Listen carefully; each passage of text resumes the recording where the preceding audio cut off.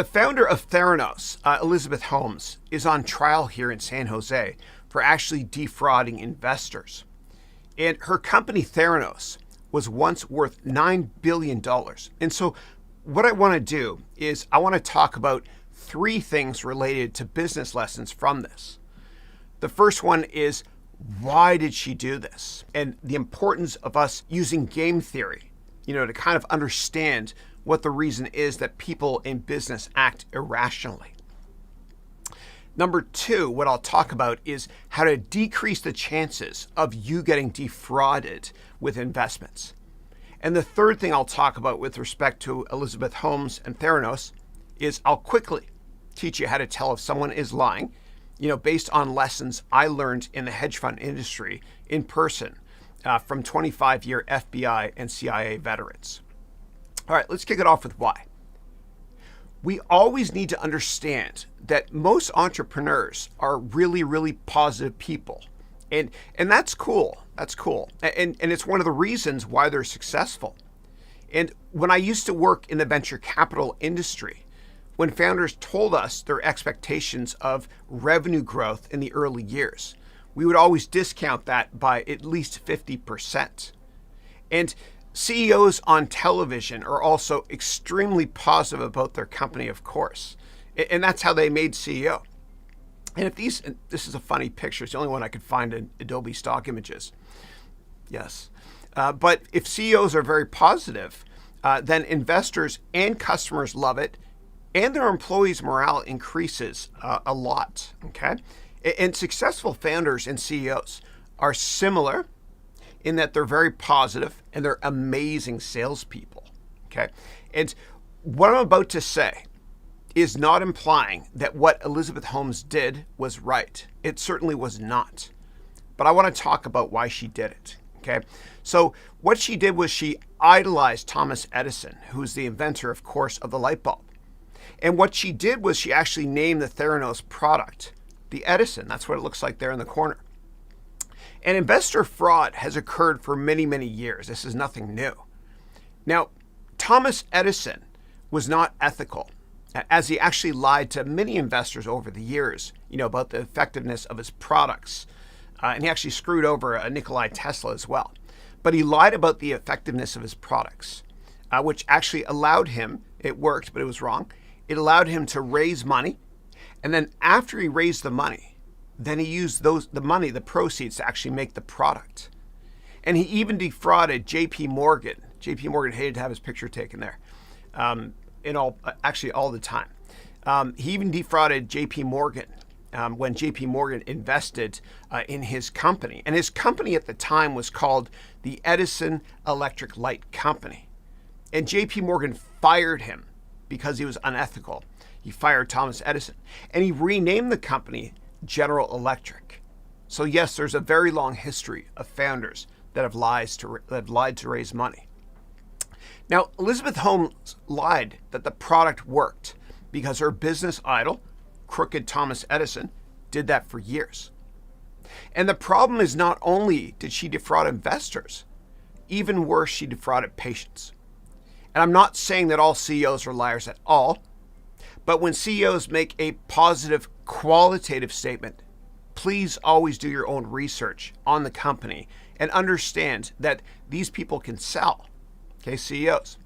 In fact, when you're doing research on a company, investment research, please never meet with a CEO or founder until after you've done a lot of investment research on the company, including building a financial model, and much, much more. And I teach this stuff in my MBA program.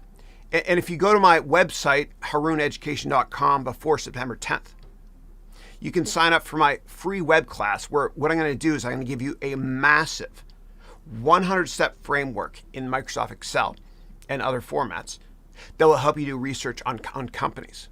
Okay, let's move on now to the second topic, which is how can we decrease the chances of us losing money due to fraud or due to investing in a company with really poor fundamentals. Now, the first thing we can always do is we can read the investment offering memorandum, okay, and it exists for all products, or it should. With Facebook, for example, this here was their S1 investment offering memorandum IPO document back in 2012.